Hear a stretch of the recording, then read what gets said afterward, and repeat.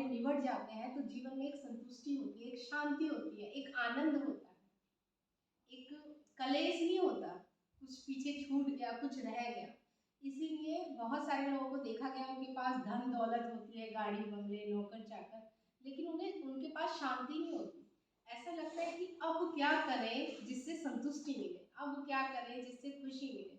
वही खुशी वो बाहर जाके ढूंढते रहते हैं। कोई खरीदारी में ढूंढ रहा है, कुछ दूसरे लोगों में ढूंढ रहे हैं, कुछ अफेयर चल रहा है किसी के, किसी का ये हो रहा है वो हो रहा है।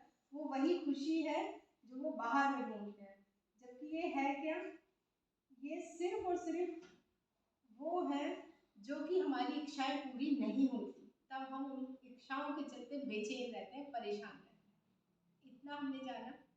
अब इच्छाएं हमारी क्या है, मैंने होमवर्क दिया था कि आप लोग अपनी अपनी इच्छाएं लिख के लेके आएंगे।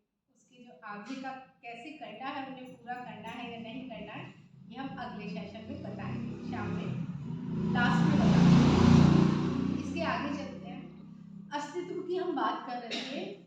आज जो स्टार्ट होगा अस्तित्व से होगा। जो त्रिकोण है, अस्तित्व, दृश्य और दृष्टा, इन तीनों के विषय में आज हम समझेंगे। तो अस्तित्व का मतलब होता है जो भी है।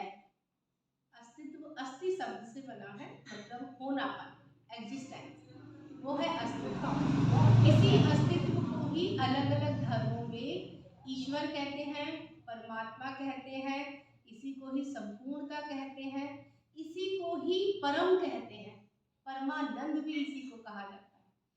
तो कहने का अर्थ ये है कि एक है जिसे हम अस्तित्व कहते हैं, उसी के अंदर ही सब कुछ है, जो भी है, जीव जंतु, पेड़ पौधे, तारे, आसमान, चांद, रोशनी, प्रकाश, ज्ञान, अज्ञान, मनुष्य, एक्स वाई जेड, उसी के अंदर है।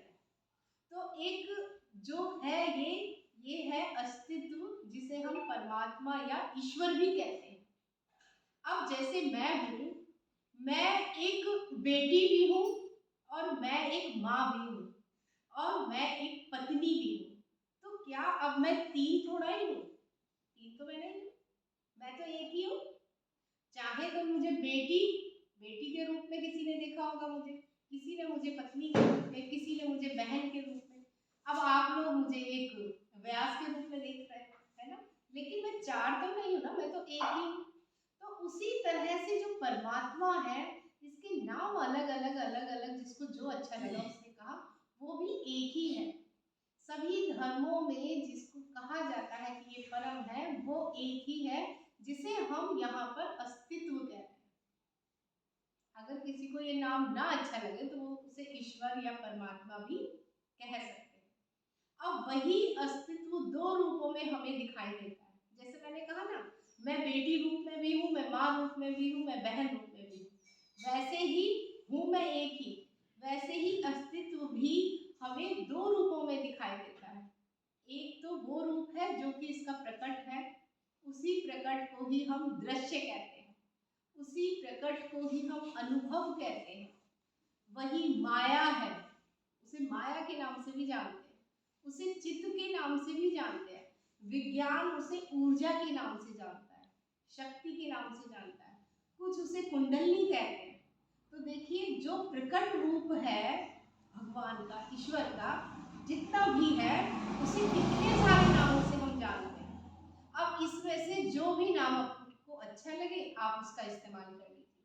चाहे तो उसे शक्ति कह दीजिए, कुंडली कह दीजिए, ऊर्जा कह दीजिए, माया कह दीजिए, मन कह दीजिए, चित्त कह दीजिए, अनुभव कह दीजिए, दृश्य कह दीजिए, कितने नाम है, गति उसी का नाम है, परिवर्तन उसी का नाम है, ये सब उसी एक के नाम है।